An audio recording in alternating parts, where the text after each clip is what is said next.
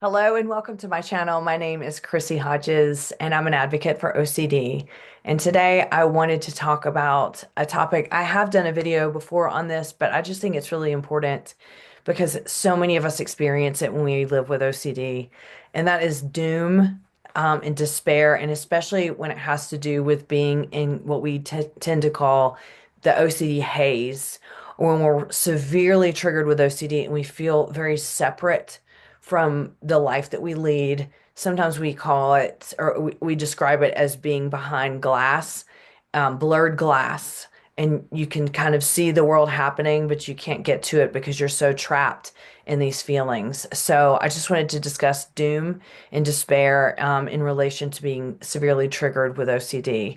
I'm the author of Pure OCD, The Invisible Side of Obsessive Compulsive Disorder. I'm also a certified peer support specialist working with people worldwide to provide support and referrals for therapists if you need it. I do online closed 8-week groups, and I also have an online community to connect with others that also has support groups and other ways of getting the support you need, and also to connect with others who have OCD. NOCD is an app. Inside that app, you can connect with other people and find resources, and they also provide telehealth in many places around the world doing ERP. So if you are looking for services, go to treatmyocd.com or nocd.com to sign up for an assessment or to find out more about how to connect with them. So doom and despair. So this, I look at these emotions as quintessential when you are dealing with OCD, and especially if you are stuck in a really big theme. Um, how does this manifest? I can just give you kind of an example, and then also wanted to give you in this video some ways that I help navigate when I'm experiencing that doom and despair. These are powerful emotions when it comes to OCD. Um, and I look at it in my own experience is this is what keeps me trapped in the moment, to think it cannot get better. It's never going to get better. It's always going to be like this. And so let me just describe. A lot of times when we experience a really big trigger for whatever theme we have, or if it's a new theme, or just in general for OCD, what will happen is you will read something or see something, or something will happen. You may even think something, or an image pops in your head, or it sounds like a voice is in your head saying something. You may remember something that had happened, before. Something may happen today. And all of a sudden, you experience this moment where it feels like the world just stops. I feel at this time, I feel it in my stomach and my gut. It is like a gut bomb of this uneasy feeling of, oh no.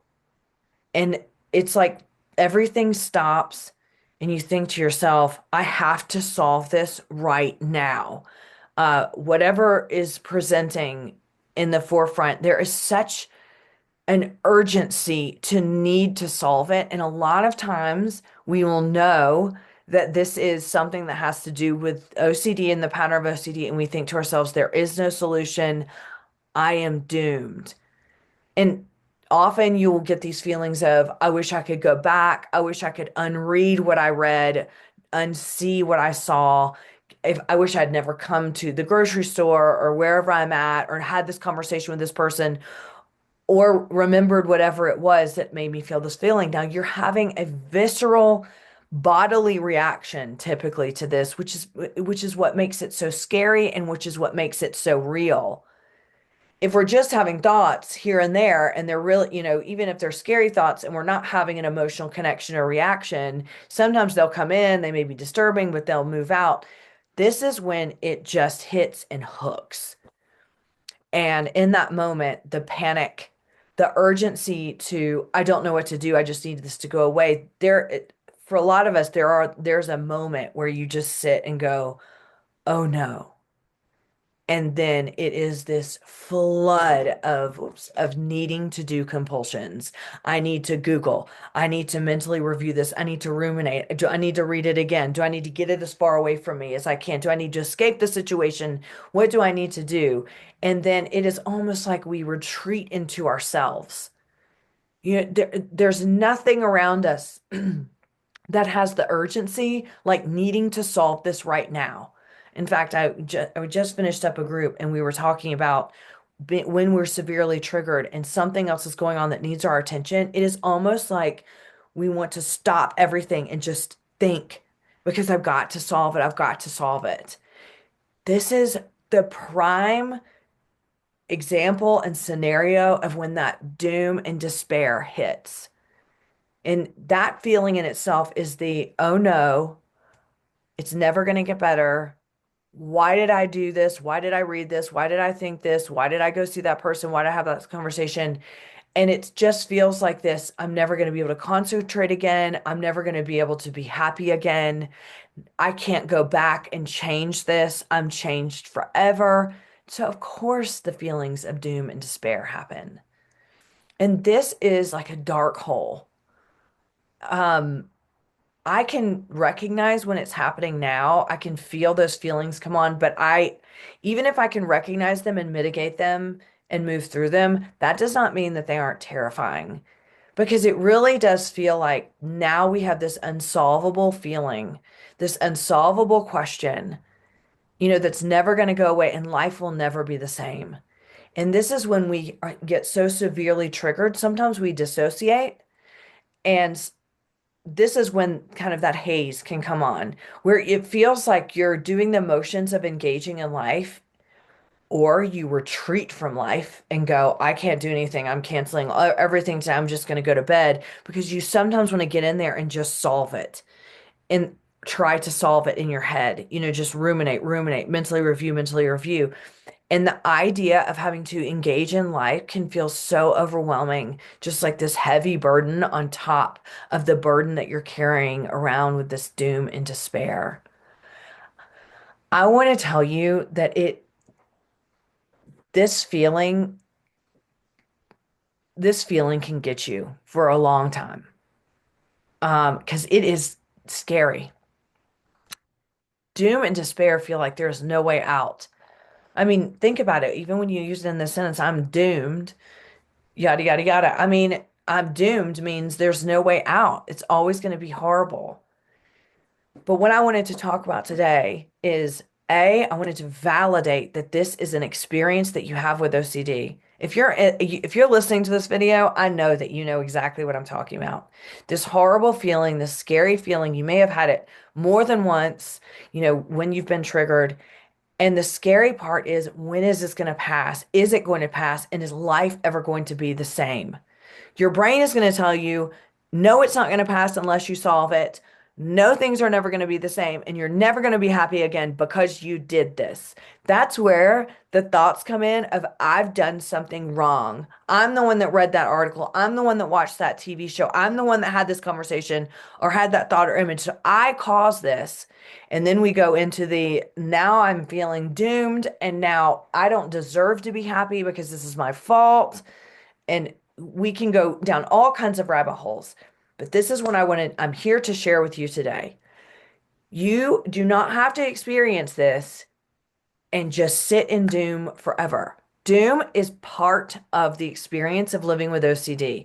It is a response that your body is having to something that is causing such extreme panic and anxiety that you almost feel paralyzed. You almost feel frozen. And that is a trauma response. This frozen, I don't know what to do now. And that's when doom comes in and swoops you up and says, well, there's nothing you can do because it's over. That is not the case. This is just part of the pattern of OCD. So I'm going to tell you what I do when I experience this, keeping in mind, even though I do this and I'm talking about it freely, I am not in doom right now. So it's easy to talk about and it's easy to see me as being disconnected to this entire experience. But when it happens, it still feels like absolute shit. And I still feel scared and I still feel like, oh my God, it's never going to be the same. I'm never going to be the same person. I'll never be happy again. I don't deserve to be happy again. After I did this, life will never be the same and I ruined it. Okay. So I feel all those things. But first thing I do, acknowledge that this is OCD. Okay. This is not a compulsion. It can become compulsive if I'm labeling it OCD to try to feel better. But It is so hard to distinguish that this is an actual response to a disorder when I'm in it because the doom and despair is so real. So it is so hard for me to go, you need to acknowledge this is OCD because my brain will say, no, it's not this time. You've done it. You've ruined it this time. You're using OCD as an excuse. You're just lying to yourself. Okay, all that chatter is going to start in my brain. But what I try to do is say, okay, I recognize this pattern of behavior when I'm triggered through OCD. So I can safely assume this is OCD. Okay, check for me. If it's OCD, because of course my brain's going to tell me it's not, but I'm going to assume it is, what do I need to do to move through this horrible trigger? Number one, I recognize all the feelings that are going to come up because they always do. Doom, despair, sadness, anxiety, that feeling of life is never going to be the same again. I will always feel this way. Okay, all of that I recognize. Okay, I can expect to feel these for the next 3 days. This is my pattern. Okay, this is where, I'm imploring you to figure out what your pattern is. Mine is you're going to feel scared and you're going to feel these feelings for the next 3 days. But what do I need to do first? I need to calm my body down because our bodies and our brains work together when you are triggered and when there's anxiety and when your brain thinks you're in danger. It is warning your body, telling your body, we're in danger. You need to act. So now my body is completely tense. I'm barely breathing. I'm breathing from here instead of my belly. My jaw is clenched. My shoulders are up. And it is going to be like this for several days because my central nervous system is so activated. Okay. So now I need to calm my body down. I know my brain is going to be freaking out, but I have control over my body. I may not think that I do, but I do. What do? I control my breathing. I don't want to. I want to panic. I know that that will make sense to you. I want to be in the panic because I want to solve it. But instead, I need to breathe through my belly and calm my body down. If I can control my breathing, now I'm communicating physically to my brain. We're all right. See, Chrissy's in charge. She's breathing deep into her body. The body now does not believe that we're in danger, but the brain still does. And now they're having conflicting arguments, and that's okay. Right now, I'm focusing on my body.